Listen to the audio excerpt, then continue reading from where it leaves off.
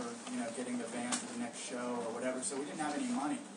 So the Krishnas, it was like, this angelic chorus, like free food, and we would all go. But I only went about twice because you had to sit through, at least at the one in Boston that we went to, like 2 hours of discussions and other stuff. So you were absolutely about to pass out from hunger by the time you got there. And then the food was all, vegan and stuff. And, especially in Boston, we kind of prided ourselves on our, we eat meat, And we're like, oh, there's some rice and some string beans and stuff in the watery kind of gruel, And for us, we were like, this isn't worth the pain that we have to go through to get the free food. So that's kind of, and another thing, we used to sneak behind the Burger King after it closed, and they would have, whatever they hadn't, whatever they had left on the thing, they would throw it away, so we'd go dumpster diving. And I remember one time, we went after DYS practice, and he said, okay, I think we're going to time it just right. And so we went behind the Burger King near JD First, which is where we had practice, and we started to go toward the dumpster, and all of a sudden all these snowballs came flying out of the dumpster and pelted us, and the FUs had beaten us to it, and they were already there and getting the free Burger King. So. Those Christians they were just looking for young recruits. Well, yeah, but you know what? I remember Harley and everyone, and you think even Frenchie was there. They started slam dancing in a circle. And they started, when they were doing the dance, and they started turning it into, a slam. It was, really funny. They had their way with it, believe me. I would add that also, organized religion and Ronald Reagan were the two single most important impetuses, whatever, for punk rock, because they were the perfect things to rebel against. You had, the Majority and Jerry Falwell, full peak at that time, and then you had Reagan and Thatcher, of course, and it was you couldn't ask for better targets, and more inspiration if you're a young kid to get pissed off, and so that's when Steve talks about it being not just about the music, it was about lifestyle and politics and religion, but there were so many enemies, like you said, everybody was your enemy, and there were so many cops, cops loved it, there's how many, cops are the third component of what it took to get angry and pissed off as a punk rock kid, because they didn't like us and we didn't like them, they've got clubs and badges and cuffs and cars, and we have nothing, so, but it was a great way to get inspired to fight against the system, was to look around you to see all these icons, of what you were fighting against. In kind of following up in this kind of talk about the spiritual, talking about people's view on hardcore today, and the subject I was going to raise was mythology, the mythology of what these days were like.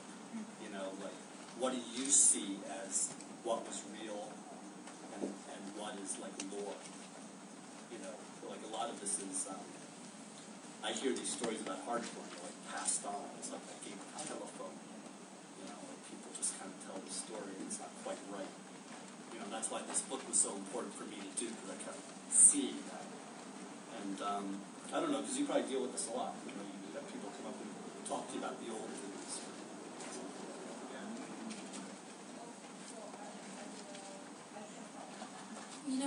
One thing again that I love about what you did in the book, and I really think that it's a tremendous, the scholarship that went into this work. And I've heard people complaining every now and then of I'm not in there more. It's like Ian says, what the fuck have you done? This is phenomenal that it's being mapped. It's there, and I really encourage you just sitting with this book, even if you don't know about the music. It just culturally what went on, and I think that speaks to it about what went on in each scene. That it really was its own. Every scene has its own myth about it and truth, and I think. It's very hard to separate out, because now the Green Day and everything about really, as if record labels were there, and the idea that somehow things were mapped out, and that is like a myth, that it was somehow Do you know what I'm saying? Like kids were really, it was blind leading blind, and how in just to speak about the New York scene, how really, really rough it was, how really, really down and out it was, and I don't know about myths because I think it's all true in terms of that, like what you were saying about Harley and Jimmy and Vinny and all those people, and just to answer about Minor Threat, Ian was my hero, and Ian meant so much to me. Ian saved my life. Before that, we saw people, everyone was doing drugs, and you wanted to be cool, and you had so much pain. There was no other option. You did drugs, and they were prevalent. And here this thing came straight edge where it was cool not to, and you were part of a tribe. You had this X. And for me, it just gave another way out. But it was also phenomenally painful. I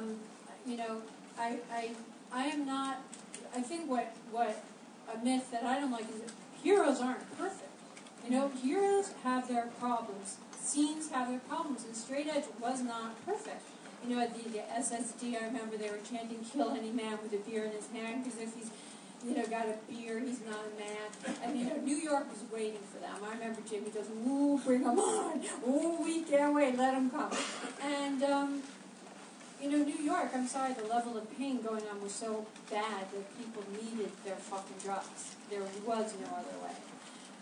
For a lot of people, it wasn't enough.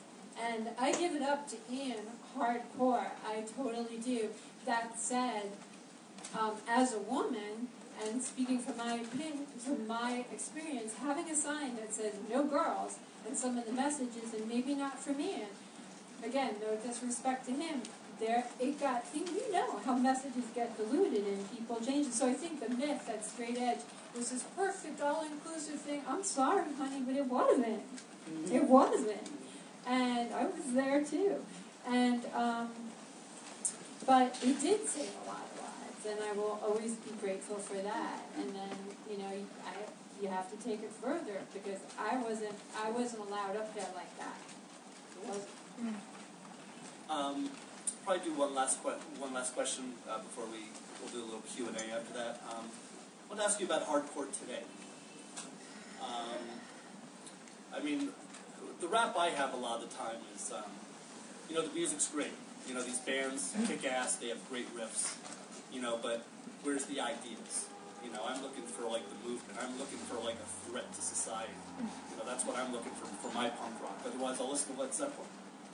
I want, some dangerous fucking music. That's what, what else are you doing with your tattoos and all that stuff? That's what's going on in rap, that's what I think it is right now. I think that's where it is right now. I just wanted to share this one thing that I thought was really great. Is every day or so I hear from fans and people, and today I heard from a PhD, somebody who just did their PhD in hardcore, which is pretty rough. But this guy, J. Eric Smith, got his PhD at University of Albany, called Rule-Bound Rebellion in Ethnography of Hardcore. Okay? But I just really like this line. He said, "Hardcore today is a manufactured, cultivated, commercial artifice, but it's an artifice that still feels real and has deep meaning to those inside it." Right? So in other words, what you have is you have the whole facade, of revolution without the revolution. But it's real. You know what I'm saying? So I'm not telling you, yo, your band sucked. I'm saying, let's take it to another level if you're going to be a motherfucking punk rock band. So, I don't know. I don't know if any of you feel that way. I'm making some pretty strong statements. I think it's really easy for those of us who are old guys now and to look at the new guys and say, you guys aren't as tough or as cool or whatever. We're never cool. We're a bunch of fucking jokes, but like that you guys aren't as tough or aren't as whatever, you know. But the truth of the matter is,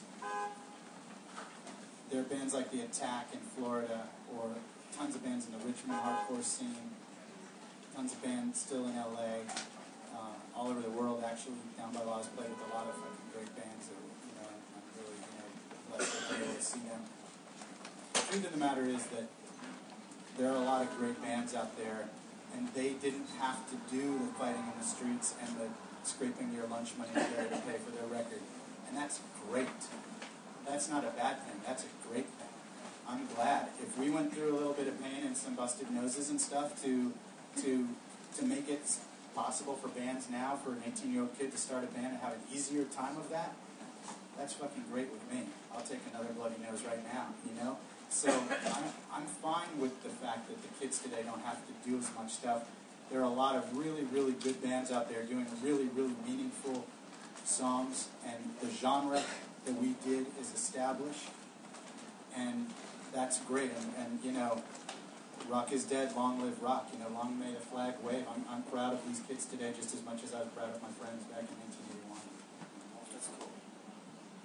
You know, because I mean, I'm a little conflicted, you know, honestly, but I do feel that way too. You know, so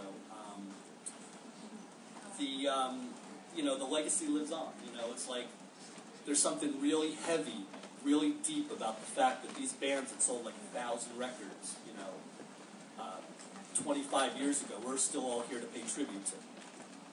And that's heavy. That's not, you know, that's not like MTV breaking you. That's not like some management company. This is real. This is like the only music scene that didn't sell out. You know, and I'm really proud to be part of this. So we're going to do a little Q&A, but thank you so much for coming out.